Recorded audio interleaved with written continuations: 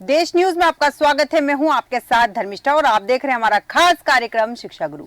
मुख्यमंत्री डॉक्टर मोहन यादव ने कहा कि ज्ञान को किसी सीमा में बांधा नहीं जा सकता। ऋग्वेद में कहा गया है कि जहां से भी ज्ञान मिले उसे ग्रहण कर लेना चाहिए।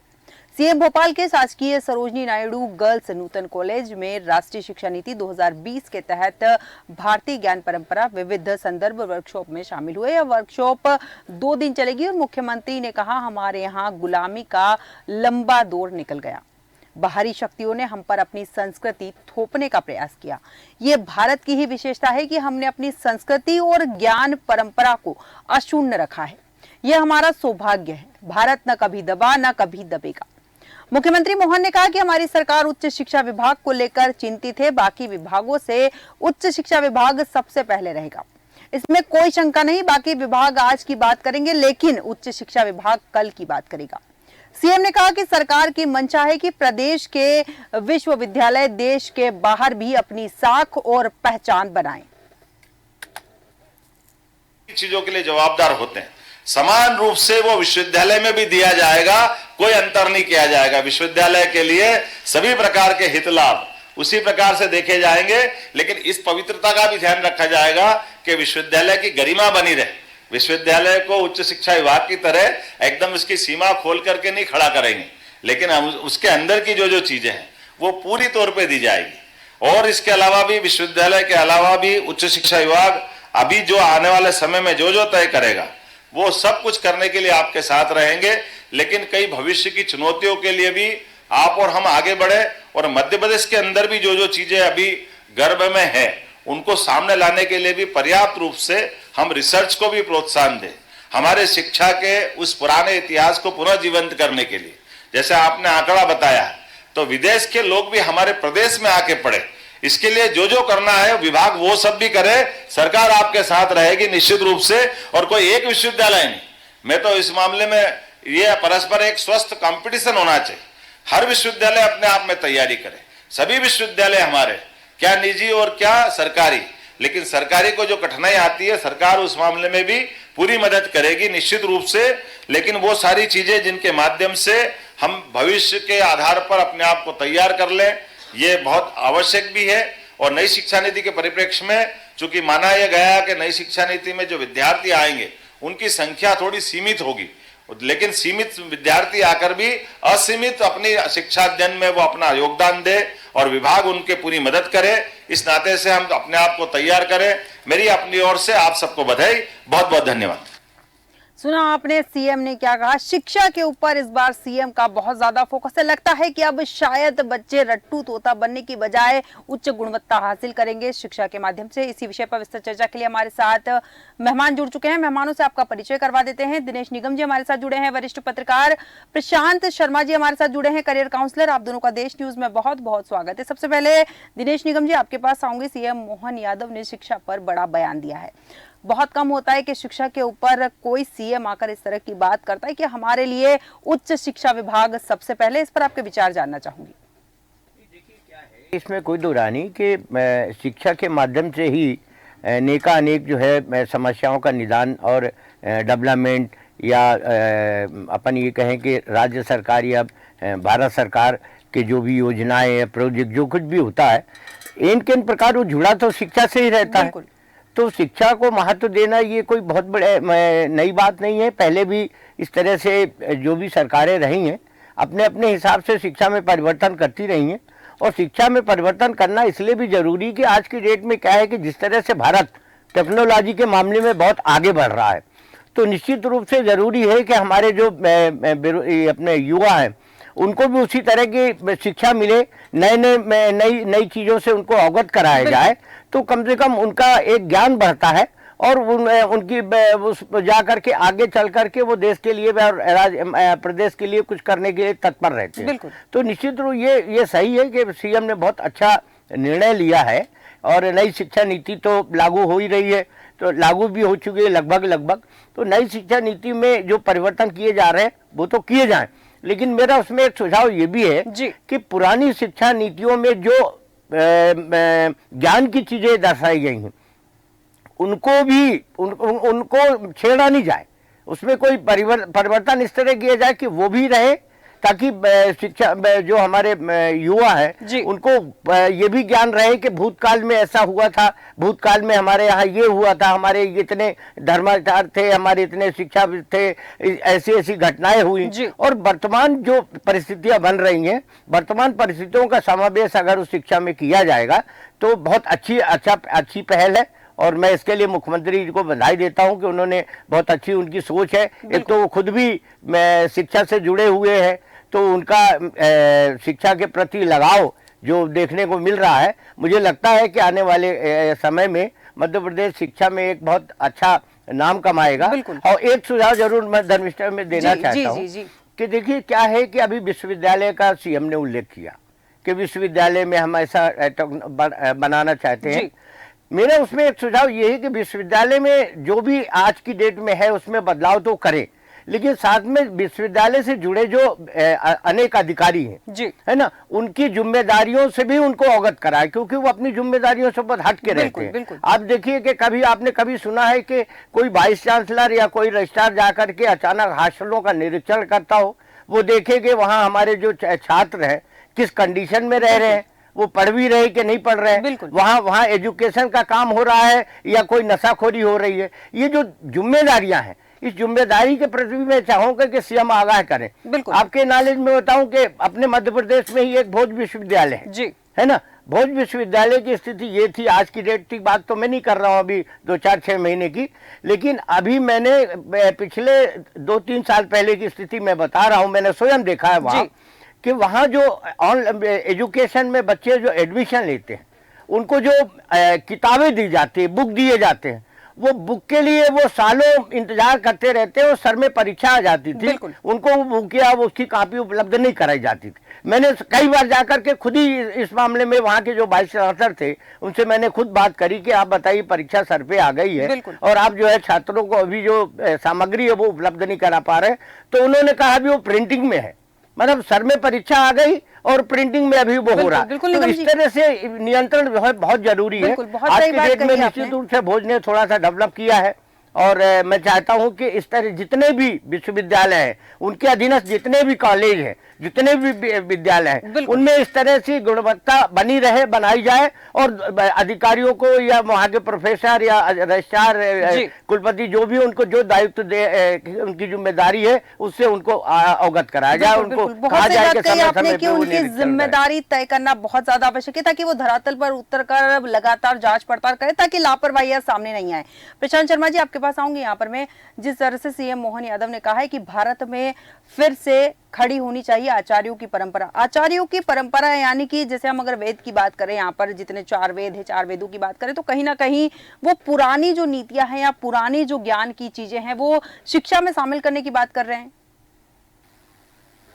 धर्मिष्ठा जी, मैं सबसे पहले तो माननीय मुख्यमंत्री जी के इस बयान का स्वागत करता हूँ कि उन्होंने उच्च शिक्षा को सर्वोपरि माना है। और उच्च शिक्षा ही नहीं, अन्य शिक्षाओं को भी सर्वोपरि मानना चाहिए इस चीज में, चाहे वो प्राथमिक शिक्षा हो या माध्यमिक शिक्षा हो या उच्च शिक्षा हो।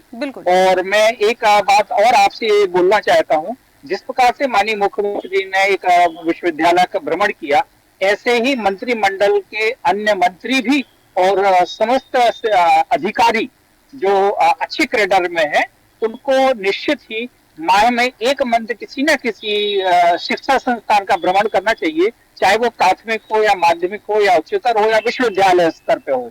इससे निश्चित ही हमारी गुणवत्ता को सुधार मिलेगा, क्योंकि आज अभिभावकों और कई शिक्षाविदों की जो चिंतन हुआ है शिक्षा के क्षेत्र में और बच्चों को बैग को लेकर, क्योंकि अब तो डॉक्टर्स भी बोल रहे हैं कि बैग इतना भारी हो गया है कि हमारे नौनिहाल बच्चों के पोस्चर में चेंजेस आ रहे हैं और अधिकांश लोगों की पीठ में दर्द या कमर के दर्द या अन्य प्रकार की शिकायतें पा रही हैं। ऐसे में शिक्षा नीति में जो बदलाव आया है वो स्वागत योग्य है और इस निश्चित ही इसको अच्छी तरह से और सही तरह से इम्प्लीमेंट करना चाहिए। जैसा कि इसमें बताया गया है कि कक्षा 1 से 2 का जो बैग का वजन होगा वो 1.6 किलोग्राम से लेके 2.2 किलोग्राम तक हो। 3 से 5वीं तक का जो बैग का वजन हो 1.7 किलोग्राम से लेके 2.5 किलोग्राम तक हो। कक्षा 6वीं से 7वीं तक का जो बैग का वजन हो वो 2 किलो से 3 किलो के बीच में हो। कक्षा 8वीं का जब वजन निर्धारित किया गया है वो 2.5 से 4 किलोग्राम तक रखा गया है, और कक्षा 9वीं का जो वजन निर्धारित किया गया है वो 2.5 से लेके 4.5 किलो तक रखा गया है। और कक्षा 11वीं 12वीं का जो वजन है वो संस्थाएं अपने निजी लेवल पर उस चीज को देखेंगी कि विषय वार के किस स्ट्रीम से कौन सा छात्र है, उसी के अनुसार वो बैच का डिसाइड करेंगी। ये बहुत ही स्वागत योग्य कदम है और इसको स्ट्रिक्टली रूप से इम्प्लीमेंट करना चाहिए। और इसमें मैं एक चीज और बताना चाहूंगा कि इसके साथ साथ में जो कई अन्य निजी विद्यालय हैं वो प्राइवेट पब्लिकेशंस की बुक चलाते हैं, इसकी भी मांग ये हमारा जो पालक महासंघ है और जो अभिभावक हैं और अन्य शिक्षाविद लगातार करते आ रहे हैं कि हमारा जो निजी पब्लिकेशंस हैं उनको बंद करके एक साथ जो पब्लिकेशन है हमारा एनसीईआरटी की, इसकी बुक चलाना चाहिए। हालांकि कई हद तक और सरकार ने इस चीज में देखा गया है कि हमारी एनसीईआरटी की बुक लागू की है, परंतु आज की दिनांक तक भी अभी भी अन्य पब्लिकेशन की बुक चल रही है और इसमें जो निजी विद्यालय है वो धुआंधार कमाई कर रहे हैं। तो इस ओर भी शासन और माननीय मुख्यमंत्री जी का ध्यान आकर्षित करना चाहूंगा कि जिस प्रकार से शिक्षा नीति चल रही है उस शिक्षा नीति के तहत हमें इन नौनिहालों पर भी ध्यान देना होगा ताकि इनका और इनके अभिभावकों का किसी प्रकार से शोषण ना हो और गुणात्मक और गुणवत्तापूर्ण शिक्षा इनको प्राप्त हो। बिल्कुल, बहुत सही बात कही आपने कि नौनिहालों का भी ध्यान रखना होगा नई शिक्षा नीति के साथ साथ, क्योंकि छोटे छोटे समस्याएं भी अभिभावकों के लिए कई बार बहुत बड़ी समस्या बन जाती है। निगम जी, आपके पास आऊंगी यहाँ पर मैं, जैसे कि आपने कहा भी कि नई शिक्षा नीति के साथ पुरानी शिक्षा नीति में जो अच्छी चीजें हैं वो भी लागू रहनी चाहिए लगातार, लेकिन यहाँ पर मंत्री परमार का जो बयान आया है उन्होंने कहा है कि सिकंदर महान है, ये पढ़ाना गलत इतिहास है। क्या इतिहास बदलने की कोशिश की जा रही है? नहीं, देखिए क्या है कि अगर इस तरह से कोई नीति सोच है सरकार की, तो मेरा उसमें सुझाव ये है कि अगर आपने पुरानी चीज़ों को हटा करके सिर्फ नई चीज़ें ही लागू कर दी और जो पुराना इतिहास है जो देश का अपने हमारे यहाँ का, तो वो अगर आपने उसको हटा करके अपने हिसाब से आपने उसका बदलाव किया तो वो भी छात्रों के लिए नुकसानदायक होगा। क्योंकि देखिए क्या है कि पुरानी जो बातें, पुराना इतिहास है उसका ज्ञान भी उतनी ही जरूरत है जितना नए ज्ञान की जरूरत है उनको, छात्रों को। क्योंकि बहुत से अपने आज के डेट में अपने यहाँ हिंदुस्तान में बहुत सी ऐसी योजनाएं, बहुत से ऐसे धर्माचार, बहुत से ऐसे डेवलपमेंट, बहुत सी ऐसी अपना उदाहरण के रूप में अपन ये कहें कि बहुत सी ऐसी समस्याएं या बहुत से ऐसे विकास देखने को मिलते हैं जिसमें उनका पुराने इतिहास का बहुत बड़ा योगदान था, है और रहेगा। इसलिए उनको विलोपित करके इस तरह से नीति अगर बनाई जाएगी तो उसमें छात्रों का ही नुकसान होगा।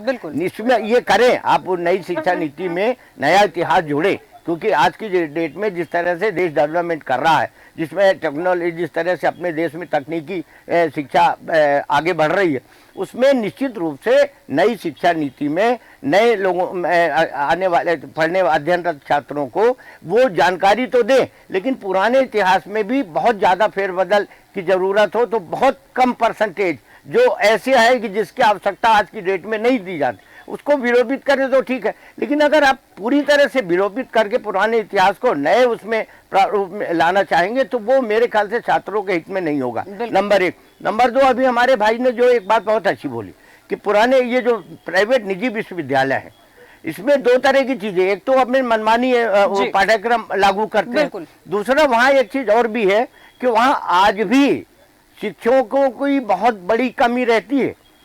वहाँ का जो प्रोफेसर होता, असिस्टेंट प्रोफेसर होता, जो वहाँ निर्धारित यूजीसी के अंतर्गत मापदंड बनाया गया है, आप किसी भी निजी विश्वविद्यालय में चले जाइए, मैं दावे के साथ कह सकता हूँ कि वहाँ यूजीसी के अनुसार कोई भी विश्वविद्यालय, निजी विश्वविद्यालय उनको नहीं मिलेगा जिसमें सारी चीज़ों की पूर्ति की गई हो, सारे शिक्षकों की उसी तरह उनकी नियुक्तियाँ की गई हो। तो ये बहुत ज़रूरी है। और दूसरा, पाठ्यक्रम एक होना चाहिए। सरकार शासकीय विश्वविद्यालय जो हों और निजी विश्वविद्यालय दोनों में एक अगर होगा तो निश्चित रूप से छात्रों का एक ज्ञान बढ़ेगा और वो आगे जा करके जो करना चाहते हैं वो उसमें सफल भी होंगे। और सरकार की जो मंशा है नई शिक्षा नीति के माध्यम से वो भी जो है इनको छात्रों को संगठित करेगी, छात्रों का ज्ञान बढ़ाएगी, ऐसा मेरा मानना है। बिल्कुल बिल्कुल, बहुत सही बात कही आपने कि ज्यादा बदलाव नहीं होना चाहिए, वरना बच्चों के लिए वो भी नुकसानदायक होगा। प्रशांत जी, आपके पास आऊंगी। अगर हम इतिहास की बात करें तो इतिहास की चीजें, जैसे कि निगम जी ने कहा भी है कि इतिहास में ज्यादा फेरबदल नहीं होना चाहिए, लेकिन कुछ चीजें इतिहास की ऐसी है जो बहुत ही ज्यादा गलत है। आपको क्या लगता है कि उन्हें बदला जाना चाहिए या फिर उसे जस का तस बना दिया जाना चाहिए और उसमें कुछ नया जोड़ दिया जाए? देखिए धर्माष्टा जी, ये तो अपनी अपनी सोच है कि हमें कैसे क्या बनना है, और ये बिल्कुल 100% सत्य है कि हम इतिहास से छेड़छाड़ नहीं कर सकते। लेकिन उस इतिहास में अगर सिकंदर महान है तो उसके साथ साथ शिवाजी भी महान है, स्वामी विवेकानंद भी महान है। बिल्कुल, ऐसा नहीं कि सिर्फ सिकंदर महान है।